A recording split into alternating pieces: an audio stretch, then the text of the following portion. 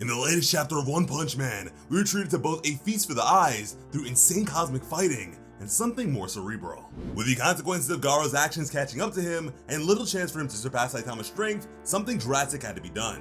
He needed a way to undo his ominous future, and that came in the form of changing how events happen and reversing mistakes. But now let's dive deeper into this new development for the series. Before we get into the why and how of running a timeline backwards, let's first get into what made things reach that point in the first place. At the start of the Awakening of the Gods chapter, Garo is still copying Saitama's moves in hopes of someone beating him. Not only that, but he is using blast portals to try and strengthen the blows as they slip through those dark spaces, and Saitama is able to take each hit and give back just as hard. Every time Garo uses more strength, Saitama adjusts and strikes back with more than before, constantly surpassing himself. Garo has no way to catch up to the hero's power. This has never been seen by us before because no one usually challenges Saitama, and also, he is never in a space where he can just let loose without the fear of destruction. Anyhow, Garo continues to try to make him break a sweat, but all he does is cause him to feel a bit of a chill since he has been fighting naked for a while now. And in space no less. This isn't the first time that Saitama's sneeze has caused problems. It happened as well in one of the OVAs as he ended up killing Zombie Man by accident. However, seeing as Saitama has reached an even higher pinnacle of power, its itchy nose meant planetary devastation through a serious sneeze. At this point, Garo is sure that Saitama is a monster rather than a hero. He teleports back to Earth after noticing our sun, with Saitama farting from stomach cramps and blowing himself back as well. Back on our planet, Saitama lets Garo know that he is not suited to be a hero. And this is likely a reference to the guilt he feels for always arriving a bit too late. But he still would never take Garo's life because he is a hero nonetheless. With that, a lifeless Tadeo comes into view, and of course, Garo is devastated. He tries to run away, as if wanting to run from the consequences and undo the radiation he spread. It also seems like a foreshadowing of what comes after, escaping this version of events. And even with the kid and Genos long gone, Saitama isn't angry with Garo. He just points out how strange Garo became after gaining God's power, sensing that something was off. They share a bond in their feelings of otherness and how it pushed them to become powerful, but also isolated them from most people. They each had someone that they kept close, as Saitama asked Garo if it wasn't to cling for support. It's like they represented their last instance of humanity, and with both Tadeo and Genos gone, they are now no longer part of the human race. Not to mention that every other person or hero around them in the radiation likely died too. And that's when Garo thinks of a plan. Knowing that Saitama can elevate anything that Garo throws at him, if he has the hero copy his perfected technique, they can do something amazing together. With God's power, Garo begins swirling and gathering energy from within, and Saitama is able to mirror it even without the entity's support. Of course, God doesn't appreciate this and sucks the power from Garo like he did Homeless Emperor. Thankfully, not as quickly though. Before he can wring every last drop from Garo's body, Saitama has learned the technique from a slowly solidifying Garo. Interestingly, even watching Cosmic Fear Mode Garo slowly solidify and turn lifeless, Saitama has no worry for him, demonstrating once more the loss of his humanity. All he does is comment that he tastes salt. Whether the salt is a reference to the biblical turning into a pillar of salt, or just a point at Saitama's blasé attitude to the situation is unclear. I choose to relate it to Lot's wife and how she disobeyed God's command and was then turned to salt for her sin. It just feels like this God entity would be that kind of wrathful being.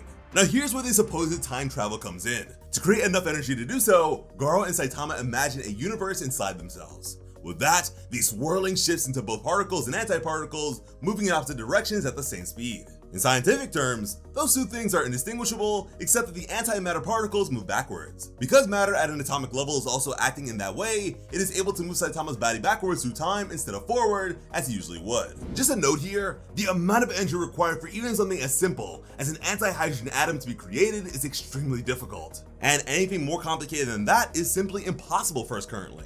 So just imagine how much energy and power Garo and Saitama must have to create an entire body of antimatter atoms. We see Saitama eventually getting dragged away from the space and time he is in, and into the past where Garo announced he was a disaster level god. From within the tunnel of time he is passing through, Saitama simply reaches out his arm. It may seem jarring, but the level of strength he has due to constantly being challenged and having someone to elevate him put him on a much higher level than ever before. So he likely only used a normal punch of his, and it feels like one of his series attacks on this past form of the world. Though it's described as 0 punches, because the effect of Saitama being thrown back through time with that much power likely would have taken down Garo's god form anyway.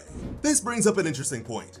Stanford describes time travel and reverse causation as different things. Quote, "These two notions are related to the extent that both agree that it is possible to casually affect the past. The difference, however, is that time travel involves a causal loop, whereas backward causation does not.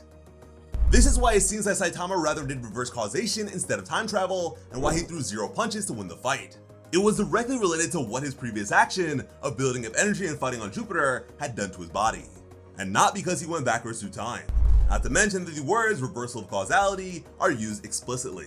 Following that punch that broke Garo out of his connection with God, Saitama's body continued to move forward and backward at once, and created a vacuum effect that drew the 2 versions of himself together. Funnily enough, this is most noticeable through his lack of clothing and his sudden gaining of his suit back. With that, Saitama's mind also returned to the state it had been in the past when it rejoined with the future self, so he lost the knowledge of what had happened. At least, that's how it looked from his confusion of being there. I'm guessing this is because he changed what happened, and now that future no longer exists to remember. But maybe I'm reading too deeply into this, and Saitama is just confused by his placement since it has been quite a while since this point in time occurred originally. He could have just forgotten. And listen, I know this is getting confusing, but stick with me. So because Saitama was originally underneath rubble and clothed, that erasure of the future could explain why he is so shocked when his family jewels are out. Plus, he is still holding Genos' core from the bleak time he shared with Cosmic Garo. However, that wouldn't explain why he's so shocked when Genos smashes into him. Unless it's because he assumed that if he had the core, it meant Genos died and he somehow missed that event. In which case, our theory of the original timeline's events being erased still works. For argument's sake, let's say some things remain in his memory. So why does Saitama remember the fact that Genos was dead when he couldn't understand why he was being pulled out of the rubble earlier? I guess we'll have to see what comes next to understand which version of Saitama is now here, and whether it might be due to some time reversal shenanigans messing with his memories. If we consider that it is not time travel, and in fact just going through the motions and undoing the damage that had been done to create an alternate present, then Saitama shouldn't be at that extremely high level of power anymore. He should be at the level we were used to before he fought on Jupiter. However, if Saitama is the version which learned and retained the knowledge of Garo's developed technique, then we will be dealing with a very emotionless person who might be even more detached than before from humanity. Because that doesn't feel like it would be the same story anymore, and also would stray too much from the source material, it's likely that Saitama is just who he was prior to fighting in space. And the fact that Genos is still alive certainly backs that up. The only thing we gain from this fight is the knowledge of how truly scary Saitama would be if up against someone who could challenge him and with no friend to keep him grounded. I dare say that God would stand no chance against that version of Kate Baldy. Oh, and there's also the fact that 2 Genos cores now exist. How does that work? Does that mean that Genos can use it to enhance his powers? Or is he one that was pulled out basically just a dark souvenir from an even darker timeline? There's even the option that the core eventually rejoins with Genos' current active core, seeing as it is a key part of him. By this I mean, the 2 cores would become one, the same way Saitama and his past self were merged into the same body. On the other hand, Genos' core is more of a symbolic part of him, and not so much his soul or physical body. But hey, what do you think will become of this extra core moving forward? Let us know in the comments. As for Garo in this new version of events, considering his extra power is leaking out of him, I'd say he's most likely going to give up on being the ultimate threat. I think Tadeo being alive will influence Garo to try and better himself, since he can't be as cruel and evil as he'd like to. Also, the extra power from God likely was driving him to become cruel and downright evil to the point of not caring if children died in front of him. Another theory that has been floating around though is that Garo's evilness was influenced by God and his disconnect with humans and wanting to destroy them. That's also plausible. In the webcomic though, it's through Saitama's forgiveness towards Garo and Tadeo's attachment to him that he eventually stops trying to be a monster. In fact, if not for Saitama's belief in allowing Garo the chance to redeem himself, he would have been executed by the heroes. Sweet Mask was the most vocal among them too. Pretty dark, right?